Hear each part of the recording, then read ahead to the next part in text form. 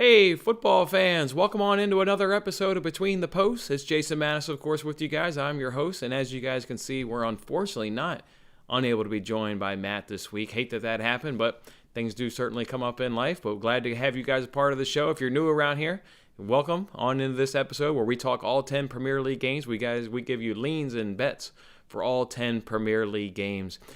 This show is obviously going to be dramatically different. We obviously don't have Matt to go ahead and give us his analysis and his picks to go along with my picks and my analysis. But also, just like Matt's got something going on, it prevented him from making today's show. Yesterday, I had both kids stay home with me yesterday due to a little COVID situation going on with his school and his teacher.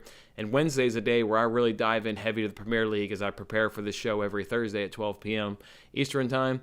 And I was unable to do that yesterday, being home with both kids. So I've got some games, though, that I've certainly looked at. I've got some bets that I've already made that I'll obviously go ahead and share with you guys. And then we'll try and do our best to get through all 10 games, as I then have my hockey show that I do every Thursday as well at 1 p.m. Eastern Time. So with that being said, though, let's just go ahead and jump in it. And, of course, like I said, we'll go ahead and start with the games that I've got, bets already placed for. I've got the comment section already open. I've also encourage you guys to go ahead and hit that like button as you're going to go ahead and sit there and run through this analysis with me. Hit that like button and let me know.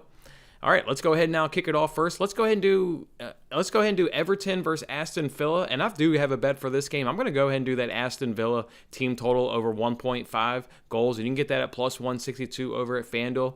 You can also do the money line that comes in at plus 165, but you guys have been following me long enough. You guys know I really do not like doing money line bets in soccer. I have to be really, really confident in doing a money line bet, because the reason I don't like money line bets is obviously, that's only a third of a probability, as opposed to this team total. There's either going to be 2 or more goals, or there's going to be 0 or 1. You get a 50% chance of winning or losing this bet. With money lines, it's 33% chance. So I generally don't like money lines. And then with Everton, obviously they've sacked Rafa Benitez. Maybe there will be a manager bump. They're going to go ahead and have somebody on their squad go ahead and manage this game. But maybe the players will be so goddamn happy that Rafa Benitez is out there and no longer a part of that club that maybe they'll go out and have a better performance. So generally just speaking, just do not like money lines. I like this team total. One of the reasons I like this team total is they put 3 past Everton earlier on this season, and we've seen that Villa's only gotten stronger as we've seen throughout the season long. Not only has just, getting up under a new season, they faced them earlier on in the campaign so early. They've obviously got Steven Gerrard, and they've just looked dramatically better up under Gerrard leading that team. And then look at Philip Coutinho. Obviously, he's now come into the squad. I mean, just look at that game against Manchester United, right? Manchester United in control is 2-0. They go ahead and throw Coutinho onto the pitch, and literally was night and day with Coutinho on there. He created plays, he created goal-scoring opportunities, and was able to get that game to a 2-2 draw, and they were able to snatch a point, away from Manchester United. So I expect Coutinho to go ahead and start. I understand why he came off the bench there in that last game, but and he's had more time now to get acclimated to the club, acclimated to the squad. So I'm expecting Coutinho to start. You add to that with Everton, and just they're in absolutely shambles right now. I mean, like I said, they sacked Rafa Benitez, which is just crazy to think that, they sacked Rafa Benitez. They seem to just be going through managers here, at a pretty good clip here the last handful of years. So, I mean, are they really above Rafa Benitez? I mean, are you kidding me? So, not sure what they're doing at that club, but just speaks of really how bad they are. If you let Norwich sack your manager, yeah, you're in trouble if you're letting Norwich go ahead and getting you the sack. And they look bad against Norwich. I mean, Norwich scored 2 past Everton. Again, Villa's looking really, really good here. Got Coutinho into the squad. I expect Villa to go ahead and put 2 past Everton as well. And at plus 162, just found that to be way too good of a value to go ahead and stay away. So I'll go ahead and do Aston Villa over 1.5 goals at plus 162 over at FanDuel. Let's go ahead now and jump into another game that I've got a bet in on. And before I talk about maybe the bet itself, I'll go ahead and reveal it here. I'm on this Leeds Newcastle. Both teams are scoring over 2.5 goals at minus 115 over at BetRivers. Let me talk to you guys a little bit of a different angle. We find different angles here on the show, whether it's shots on targets, offsides. We got a plus 140 cash this weekend there with offsides with Wolves over Southampton, predicting that Wolves would have more offsides. I kind of like for these kind of different angles. Well, you got one in this game that cards. You got cards. You got Leeds is first on the league in cards. Newcastle is second in the league in cards. They've got the referee in this match. He gives out 4.2 cards per game. That's sixth most in the league. He gives out the third most penalties per game in the league. You could see a nice little... You could see some cards here, right? You got Newcastle that's obviously scrapping. They're in the relegation fight, obviously, in 19th place. Leeds is just up above them. They're in 15th, although they do have a nice little bit of a cushion now because, they've got 2 straight wins, with most notably coming off that win up against West Ham at the Olympic Stadium, which was very, very impressive, getting that win on the road at West Ham. So maybe they're not quite in the relegation fight, but you could see this one being scrappy. Teams 1-2 in cards. You can get right now over 4.5 cards at even money. You can get it at DraftKings at even money. You can get it at some other books at paying a little bit of juice. The highest I saw was minus 107. So that may be another angle that's worth going ahead and playing in this game. But I'm going to go back to a bet that obviously cashed a ton last season in Leeds. Wasn't as successful in the early parts of this season there with Leeds fixtures, but you're seeing it really turn on. Leeds has cashed 5 straight now over 2.5s. They're finding the back of the net. It seems at a pretty good clip here lately, and teams are also scoring on them, most importantly, right? In their fixtures here, you're getting 39 goals conceded and 24 scored, but the 24 scored has had a major uptick. Again, they put 3 goals past West Ham in that defeat at Olympic Stadium over the weekend. So I expect Newcastle to get a goal. They're generally able to get goals. They just aren't getting results. That's why they're in a full-on relegation fight, but they're absolutely getting goals so far this season. Their games are averaging 3.2 goals on the season. Leeds games are also averaging 3.2 goals on the season. So give me a Leeds team that has obviously picked it up in their performance, starting to get a little bit healthy here. Bamford may be able to come back into the squad. They're scoring goals, but they're still just as leaky as they've ever been, generally speaking, all season long. And I expect Newcastle to just continue their relegation fight, and that relegation fight will help them scrape across at least 1 goal. So I'm on both teams to score and over 2.5 and minus 115 up over at Bet Rivers. Let me go ahead and stick with these two for a second here. I got a double chance parlay. I absolutely got a double chance parlay. I do not see Villa losing to Everton. Can't see it. Can't see it with just how bad Everton is. I can't see it. I can't see it. And also can't see Leeds losing at home to Newcastle. Maybe a good game, maybe competitive. Obviously, I think Newcastle's obviously going to score, based on the other bet. But I don't think Newcastle can get a win. So I've got a double chance parlay. And of course, double chance is you're taking, it says here on the screen, Villa and Leeds, but you're getting Villa and the tie, and you're getting Leeds and the tie. If you go ahead and do that parlay, you can get it at minus 108. So absolutely love that right there. Let's go ahead and do that parlay. Let's go ahead and do a Aston Villa double chance parlay, a Leeds double chance, and go ahead, or said that wrong, but you guys know what I mean. A Villa and the Leeds double chance parlay at minus 108. And obviously you can see right there, you can get that at DraftKings. All right, so there we go right there. Let's go ahead now and talk some other football games. Let's go ahead first and talk about this Manchester City versus Southampton game. Boy, I'm going to be looking again at the offsides angle. You guys, I just mentioned a little while ago, we cashed this past weekend offsides between the Wolves-Southampton game. Got a nice plus 140 cash, predicting that Wolves would have more offsides than Southampton. Southampton is, again, they're dead last. They're still in 20th. They got 1 offsides against Wolves. This is just not a team that has the pace up front. So, not only do they not have the pace up front, but the guys just don't cheat. Obviously it's the managers. I kind of like that right there, right? Because there's no point in cheating, because with VAR nowadays, you're going to get the goal taken away. So I kind of like it, right? Just don't cheat. Rely on your, ability to hold the ball, and then have the guys come up and join you in the attacking play, and then get a goal that way. Well, while Southampton is 20th in offsides, Manchester City's is 4th, and that's all they do is cheat. They put in these little teasing crosses that, De Bruyne from outside the box, he'll chip one in. They'll chip them in there from the byline. These guys will get in crosses, and these guys cheat. They've got 26 more offsides in Southampton. So we'll be looking to go ahead and play that angle when we get that number from the sports books. But also, you can also play Manchester City in under 4.5 goals. And for whatever reason, if you go ahead and look up recent head-to-head, Southampton is giving Manchester City just all kinds of fits. All kinds of fits. There was a game where they won it 1-0. There's a game here where there was 0-0 earlier on this season, back in September. They played out to a 0-0. Their City had so many chances. That was a weird game, though, because that was the game that Pep Guardiola had just called out the fans like midweek, saying, something with like the fan support. And you guys, I can't remember quite what he said, but he had like called out the fans, because I remember watching that game. The fans just weren't their normal. They didn't really get behind City like they normally do at the Etihad. It was a very weird feeling. Well, that was a 0-0 game. They played earlier on last season back in December to a 1-0 win, Manchester City. Southampton beat them 1-0. You look back at 2019, Manchester City won 2-1. There was a 5-2 win City in there, but you can see large in part Southampton gives Manchester City a lot of problems. So if you like Manchester City on the money line, awfully hard not to like Manchester City on that money line, but you can go ahead Manchester City and under 4.5 goals, and you can get that at minus 141. So that could be an enticing bet for you, in that game. Let's go ahead now, move it over to Manchester United versus West Ham. This game feels like low scoring. I mean, head-to-heads in this fixture have been low scoring. You've been able to cash them under 2.5s in this fixture. You've got a Manchester United team and a West Ham team that I think are both really good defensively. They both got, good back lines. They've got good central defenders there. Manchester United, maybe not the name-wise, like West Ham has Declan Rice. Okay, well, that's a legit CDM. Manchester United, maybe not from a name-wise with Fred, but he's getting it done, and they can always bring in a Matic if they need to, or you got McTominay right there who plays a little bit more forward-thinking, but it's getting it done.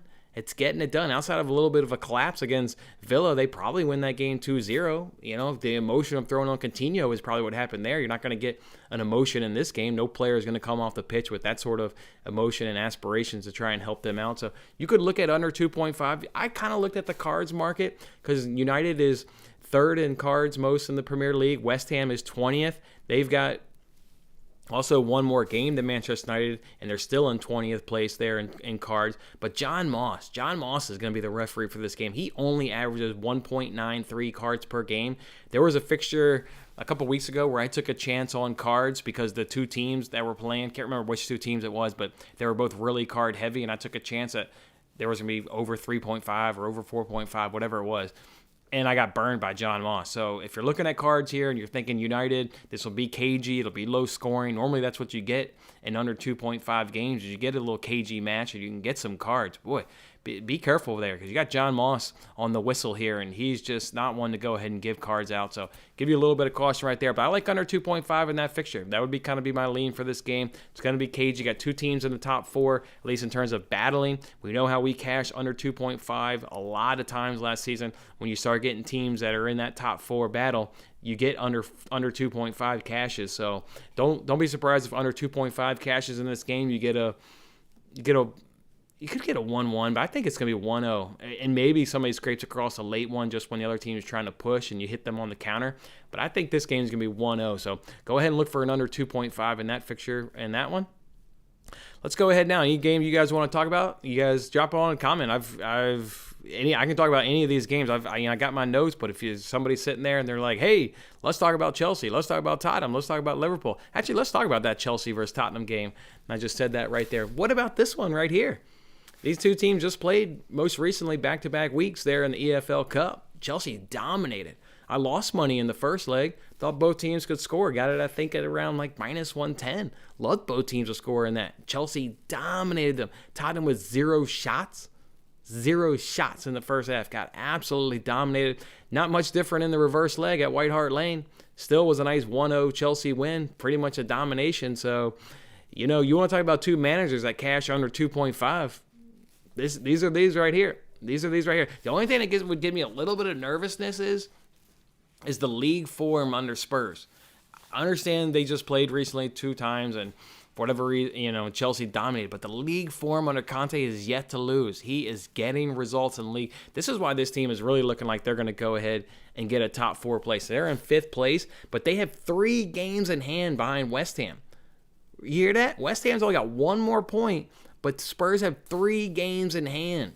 Spurs are going to be a top 4 team. They got a lot of games in hand due to the COVID situations, and then with that game against Burnley being postponed, due to the snow conditions on the field. So I'd be nervous though in this game because of Conte's league form. I mean, something is happening. There's some magic going on. Look at yesterday against Leicester, down 2-1. Throw on Bergeron, he gets a goal, levels it, and then They get Leicester to turn the ball over at midfield. One excellent through ball up to Bergeron, and Bergeron goes ahead and nails the winner there to give them a dramatic, absolutely dramatic 3-2 win. So something about this Spurs team in the league under Conte, it's magical right now. I would still lean under 2.5 though, and you can get that at -107 at Bet Rivers. I'm like this close to making that an official bet, going under 2.5, just because of what, like I said, the goals up under Conte. Up under Conte there for these Spurs. And really, let's look at the last 10. If I look here for Tottenham real quick, cash, Palace, that one ain't cash, and then Liverpool. You're never gonna get a cash against Liverpool in our 2.5. So it's been cashing, and then Chelsea, cash.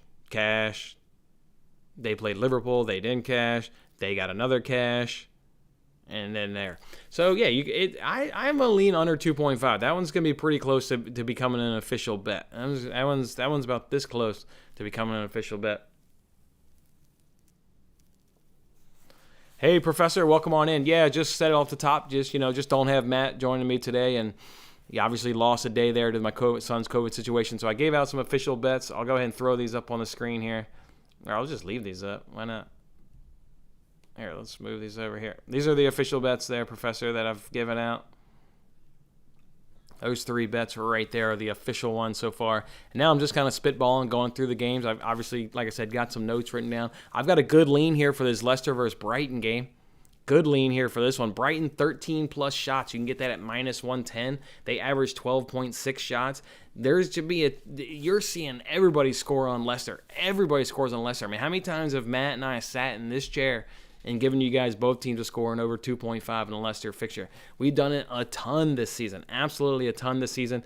Brighton, though, has been really good defensively, but I'm not worried about them putting up shots. And these shots don't have to be on target. We got burned on this on midweek with a shot on target. These don't have to be on target. Just get shots. And Brighton right now is one in the top of the league at 265 shots. Boy, 12.6 per game. I like 13-plus shots at -110 over at FanDuel. That one is, again, it's a lean. It's pretty damn close to becoming an official bet. I absolutely like that one right there. All right, let's go ahead now. Let's talk about this other game. Let's talk about the Friday fixture here. You got Norwich going on against, appreciate that, Professor. You've got Norwich up against Watford. I need to see what the both teams' score market is for that, because I like that right there. Norwich is they're fighting. They're going to be fighting. This is going to be scrappy. I mean, if Norwich gets a win here, they're going to be out of the relegation fight, and Watford will be down in the relegation. So this will either go one of two ways, right? This will either cash under 2.5, or you can get a cash of over 2.5. Let's see what the difference is right now. Let's just see what it is for over 2.5 is -114, and under 2.5 is -106. That's it right there. Could go either way.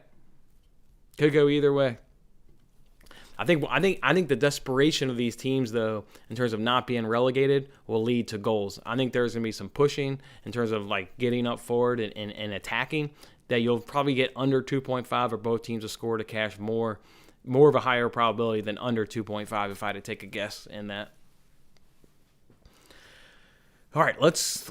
Is there another fixture? Let's see what's another one I wanted to talk about here. Arsenal Burnley. I mean, I had that one in my notes. How do you talk about that one?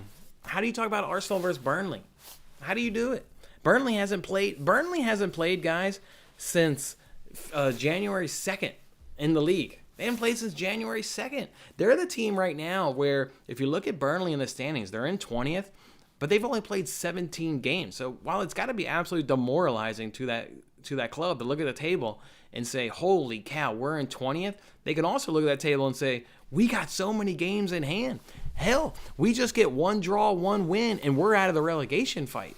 So, okay, Burnley is generally in the relegation fight, seems like, for more time than not. They're not in 20th. They're not a 20th place team, and I think once they get those game in hands back, they'll go ahead and shoot up. But they're going up against Arsenal. And we need to see what Arsenal does. If you go ahead and look at their predicted lineup for today's EFL Cup game, they got some injuries. They've got Smith Rowe is questionable for today's game. Odegaard is questionable for today's game. You already know who they've got there and their due to AFCON, right? You've got Aubameyang.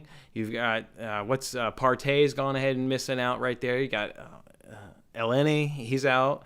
So Pepe's also out on international duty there on the AFCON. So Arsenal's definitely got some issues going on in terms of their squad with injuries. But yeah, no Odegaard. Oh yeah, no Saka too, and no Saka. He also picked up an injury there in that last fixture there against Liverpool. So that would make me nervous. I would like to see what the lineup looks like today. But is it a team that can go ahead and beat Burnley? I mean, should, but I would bet under 2.5 is going to come in that, because Burnley's going to see that they've got those game in hands, and they just say, all right, let's just scrape to some draws. Because if we just get those games back and just catch up and be level on everybody in terms of the number of games played, I mean, they've got 5 less games than some of these other clubs. They'll be fine. They've got 4 less games than a Norwich team, 3 less games than a Newcastle. Just get draws, and they'll be just fine. They'll be right up out of the relegation fight. So let's see what under 2.5 is in that. I'm curious where under 2.5 comes in that Arsenal-Burnley game.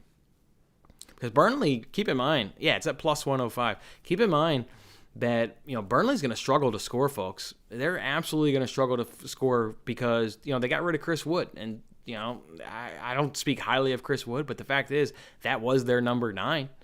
He was the reason they were so damn good on set pieces. I mean, Burnley, they're always good on set pieces. They can punish you on a set piece.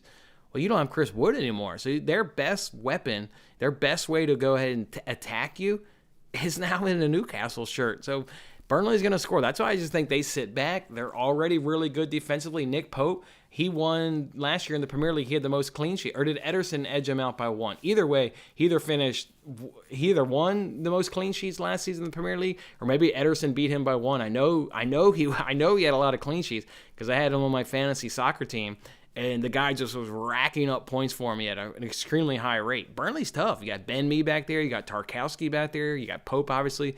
Like I said, between the sticks. They're tough. They do not give up goals. So, yeah, maybe under 2.5 comes in. Maybe you get a 1-1 game. Maybe you get a 1-0 Arsenal win. Again, like to see that Arsenal lineup for, if their guys are back, okay, then, yeah, maybe they go ahead and do that. So, Arsenal team total under 1.5. I would go ahead and like that angle right there as well. We can go ahead and take a peek at that and see what those odds come in. But I think Burnley's just really going to set up here of let's just not give up goals, guys. Let's not give up goals. That comes in at plus 150. Wow, love that. They're not going to give up goals because they know if we get those games played that we've missed due to COVID and snow and what have you, I think they'll be fine. They'll be able to jump right up out of that relegation fight. Yeah, 1-1. All right, let's see. Where's another game I want to talk about? Oh, let's talk about this other game, Crystal Palace, Liverpool. I had this one earmarked to talk about. God, Crystal Palace is so frustrating, guys. So frustrating. We talk about on this show, pesky Palace. That is never more evident than, what was it, Monday night when they played Brighton? Or was it Tuesday? I think it was Tuesday. Whenever it was. You know how many shots they had? Shots. Who knows how many shots they had? 1 shot on target.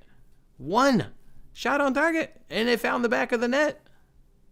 I mean, it's pesky Palace. They got their ass kicked by Brighton. They couldn't do anything. That game, and that's a derby too. That's the M23 derby. That's a big game for Brighton versus Crystal Palace. That's a in terms of derbies, that one flies under the radar, but that's a good derby. They had 1 shot on target, and yet it found the back of the net. Pesky Palace, boy. We talk about that. And then you add it with their home fixtures. I'll talk about it again just because I've talked about it so much here. I'll pull it up. Palace, they 11th on home form. Why is it giving me the last 5? It's giving me the last 5 for some reason. I'm not sure why it's doing that. Palace, here it is. Palace on home form, they'd be in 6th place. You move that to the away form, they'd be in 16th. We talk about how they're really good at home. It's pesky Palace. You've got, is Zaha back from his red card? Let's see if Zaha's back. Okay, no. Oh, no, Zaha's in the AFCON, right. Zaha's actually in the AFCON. So is Jordan Ayew's on the AFCON. So they're missing some pieces. Obviously, Liverpool's missing a ton of pieces. I don't really worry about them. I mean, I'm fine backing Firmino and Jota. I got no problem backing those guys, but be cautious with that game. Palace. Liverpool should win, but boy, Palace has been. Palace has been really good at home, and their pesky Palace. Be careful with that fixture, folks. That one could nip your wallet right there. Be careful. All right, let's see how many I've talked about. 1, 2. Talk that one. Oh, I've only got Actually, I only got one more game to talk about. Brentford versus Wolves. I've done all the other ones. Okay, let's just talk about Brentford versus Wolves. Boy, what about Brentford? How'd they look against Manchester United? They dominated that first half. I had to bet on that one. Both teams were scoring over 2.5 and was sweating the end of it because Manchester United was out to its 3-0 win. But boy, was I nervous because I shouldn't have been sweating. Brentford was all over Manchester United in that first, call it 25, 30 minutes. They looked good. They deserved a goal. They looked really good. De Gea, though, does what De Gea does more times than not. As long as you don't hit it at his near post. You hit De Gea on his near post, that's going to go ahead and be a goal every single time. But they weren't hitting it near post. They were going low and letting him stick his legs out and getting some relatively comfortable saves. But there was also, some good saves. But, yeah, so Brentford, though, at home, boy, you get nice attacking football. This one's going to be contradicting styles because you've got Wolves who are averaging, their games are averaging the least amount of goals in the Premier League. It was 1.6 a couple of weeks ago here on the show. Let's see what it is now. See if it's gone up a tick. But it was 1.6 like I think 2 shows ago. Let's see what it is now. It's still 1.6. So, yeah, that's what I'm saying. You got contradicting styles here. Brentford really good at home. Nice and attacking football. Again, they looked fantastic against Manchester United yesterday, and that's what they do. They look really good every time at home. Wolves, their games average 1.6 goals. Boring football. Really good defensively. They've been good defensively under Nuno Santos. They've been now good under this new manager in terms of a defensive standpoint.